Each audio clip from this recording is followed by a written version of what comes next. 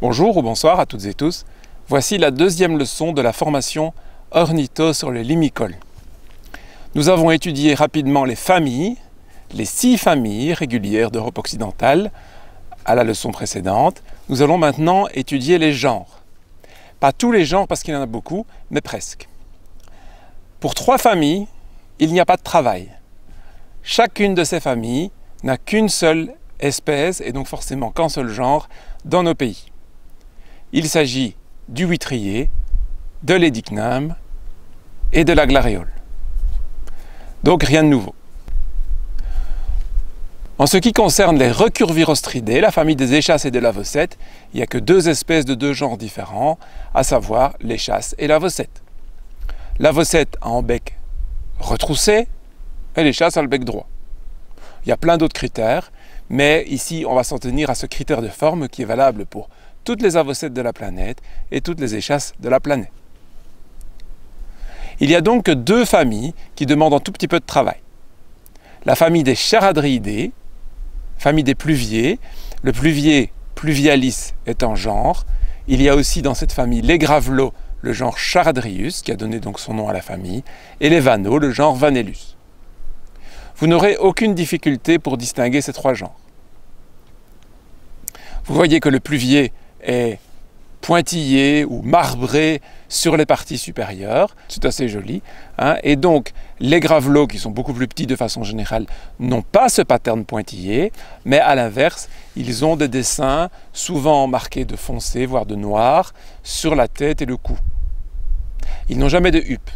Le 3e genre, le genre des vanneaux, Vanellus, c'est un genre répandu dans le monde avec beaucoup d'espèces, mais chez nous il n'y a qu'une seule espèce, qu'on le reconnaît très facilement. Ils n'ont pas toujours une huppe, attention. S'il y a une huppe, c'est un vanneau. Les pluviers, les gravelots n'ont jamais de huppe. Mais le contraire n'est pas vrai. Il y a des vanneaux sans huppe. Bon, ils ne sont pas pointillés ou marbrés à la façon des pluviers, et ils n'ont pas les dessins des gravelots, qui en plus sont généralement de couleur sable, terre, et les vanneaux sont très contrastés et souvent multicolores. Finalement, la seule difficulté, je l'avais annoncé dans la leçon précédente, c'est la famille des scolopacidés. Et pour bien étudier les scolopacidés, nous allons en salle, virtuelle bien sûr, où nous allons voir en détail les genres qui composent cette famille. Nous ne les ferons pas tous pour y aller progressivement. À la leçon suivante, par contre, nous ferons tous les genres de scolopacidés. Ces exercices sont en fait très faciles. Regardez, vous avez ici un courlis. C'est le seul genre pour l'instant que nous étudions qui a un bec courbé vers le bas. Vous ne pouvez pas le confondre avec un bec pareil. Il est en plus très long. Aussi facile, vous avez les bécassines, le genre Gallinago. Vous voyez que c'est un oiseau qui, contrairement aux autres, est très mimétique par rapport au sol, mais au sol plutôt de milieu sec. C'est d'ailleurs pour ça qu'il y a une telle particularité d'avoir des pattes courtes, parce que les pattes ne s'enfoncent pas dans l'eau, puisqu'en général, elles marchent dans des milieux secs ou alors de la vase, mais très peu profonde. Par contre, le bec, lui, il peut s'enfoncer profondément, comme vous l'avez vu dans la vidéo de la leçon précédente. Donc, entre cette couleur mimétique avec un plumage qui est rayé et barré, plus les proportions tout à fait inhabituelles, il est difficile de confondre une bécassine. Toujours dans les faciles, nous avons les barges. Alors, c'est très intéressant ici comme photo parce que d'une part, vous voyez que le bec est très très long. En fait, hormis les courlis, les barges montrent les becs les plus longs parmi les limicoles que nous étudions. Par contre, il faut se rappeler que les limicoles ont souvent les pattes dans l'eau. Mais les oiseaux qui vont marcher dans l'eau sont très souvent des oiseaux qui ont des longues pattes. On devine que ces pattes sont sombres. Mais de temps en temps, il faut pouvoir identifier sans voir les pattes, parce que dans la réalité, elles sont souvent cachées. Les tringas, eux, les chevaliers, les vrais chevaliers, ils n'ont jamais les pattes foncées. Ici, on voit des pattes qui sont d'une couleur rose, rouge, c'est pas toujours évident à dire, et vous allez voir que nommer la couleur n'est pas le plus important. Ce qui est important, c'est qu'elles sont claires. Notez le bec, Il est long et fin, mais quand même pas aussi long que chez les courlis et les barges.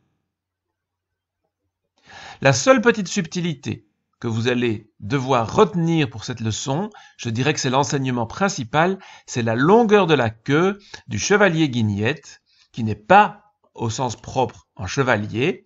Hein. C'est un problème de nomenclature française, c'est un peu comme l'histoire de l'orite à longue queue qui s'appelait mésange à longue queue, mais qui n'était pas une mésange, et donc ça prêtait à confusion.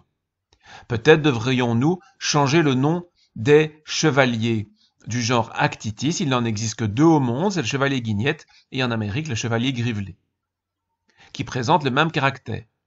Il s'agit donc de la queue qui est plus longue que les ailes. Hein? Donc vous voyez ici, en fait la queue on la voit. Alors que chez les chevaliers, les vrais, on ne la voit pas parce que la queue est couverte par les ailes. Le bout de la queue ne dépasse pas du bout des ailes. J'ai fait tout un article sur le sujet parce que c'est un critère qui sert à l'identification de bien d'autres oiseaux et donc je vous invite à lire cet article attentivement et comme ça je suis certain que vous aurez bien compris ce critère qui est un critère essentiel. Voilà, je ne vais pas aller sur la page de la leçon 2, il vous suffit de cliquer sur le lien qui est dans la description. Par contre, je vous montre comment certaines personnes répondent à mes exercices pour que vous voyez ce que je préfère, ce qui facilite mon travail. J'aime mieux que vous répondiez comme ceci, une liste de 1 jusqu'à 10 dans le cadre d'une leçon où il y a 10 exercices, jusqu'à 30 s'il y avait 30 exercices, hein, et que vous mettez chaque fois le nom. Par contre, quand vous faites comme ici et que vous mettez des chiffres, des exercices qui ne se suivent pas, ça ralentit considérablement ma vitesse de correction. Je vous remercie donc d'essayer de faire au mieux pour faciliter mon travail. Je vous dis à bientôt et bon amusement avec cette leçon.